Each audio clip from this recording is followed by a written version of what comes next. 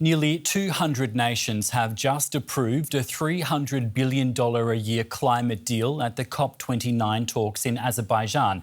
Now, this is aimed at helping poorer developing nations deal with the effects of climate change, with wealthy countries leading the payments.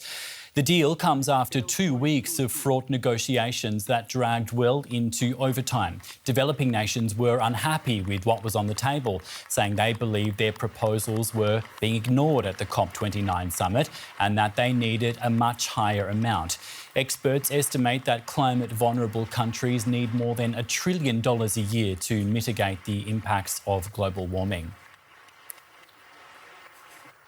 We can speak now to DW climate reporter Tim Schauenberg, who's at the talks in Baku. Tim, good to see you. Tell us, what can you explain to us about this deal?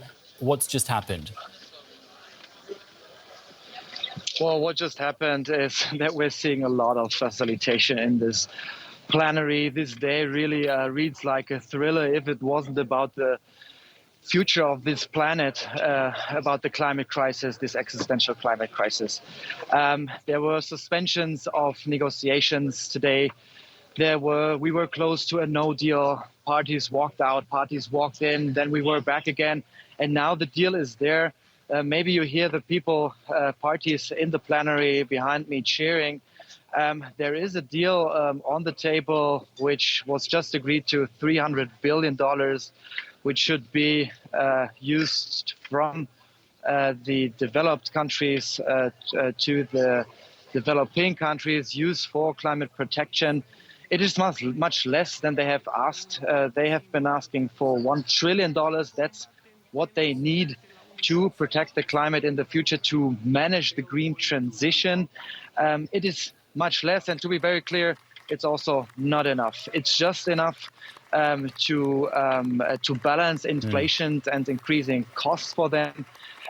It's not a deal that everybody would make everybody happy, but it is the minimal consens here. It shows multilateralism is working, even though it is very difficult to come to an agreement here. But we have a deal which is definitely better than a no deal. Yeah, that's right, Tim. Now, tell us, what have some of the reactions been to this deal, given these divisions that you've just been talking about? Yeah, we just heard India, for example, which has been the last stone or the last opposer of some of the points in this deal. They were opposing, for example, that also developing countries are invited or encouraged to voluntarily chip in money to finance climate protection.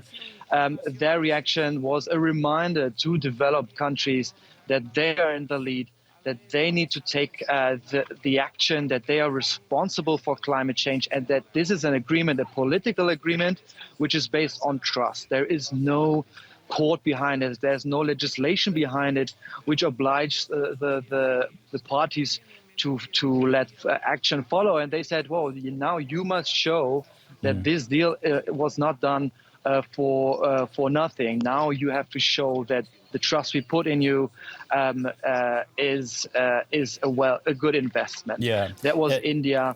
We Tim, also see. Yeah, sorry. Let's talk about what this $300 billion dollars a year mean.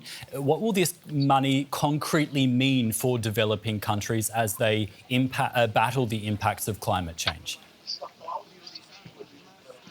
Yeah, these $300 billion mostly mean that they will be used to facilitate the green transition, to mitigate and to reduce the country's carbon footprint, which means, for example, green energy, solar, wind.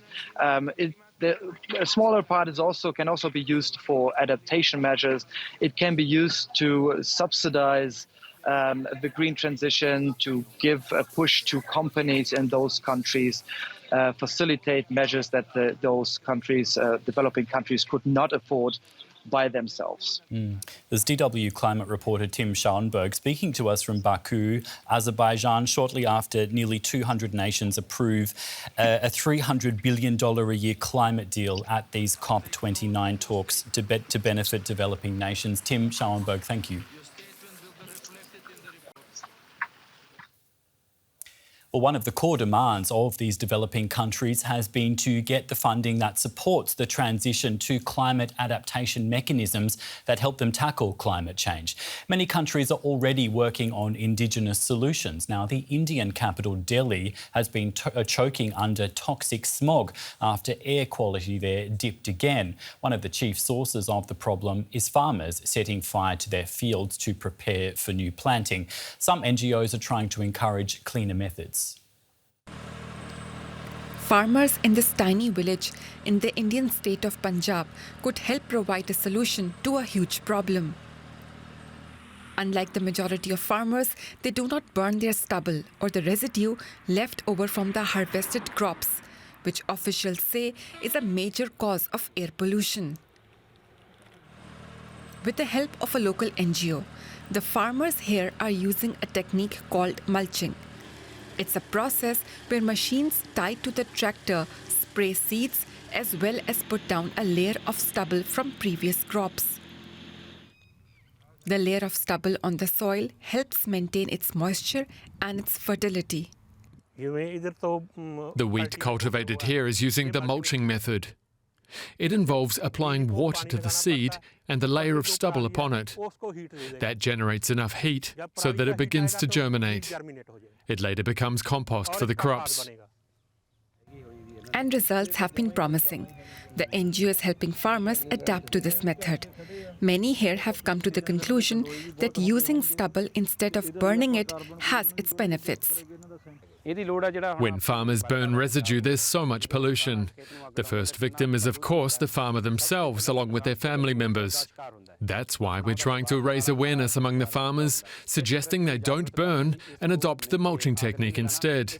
It protects their farms from fires, protects the environment, and prevents the quality of their soil being ruined. But the method has its limitations. There's still a limited number of machines available right now. Delhi, along with several cities in neighbouring Pakistan, have been seeing toxic levels of air pollution and smog for days now, affecting the health of millions of people. Small initiatives such as this one, offering solutions to farmers to stop burning stubble, can significantly reduce toxins in the air. And it's methods of adaptation like this that many developing countries are asking industrialized nations to help them with.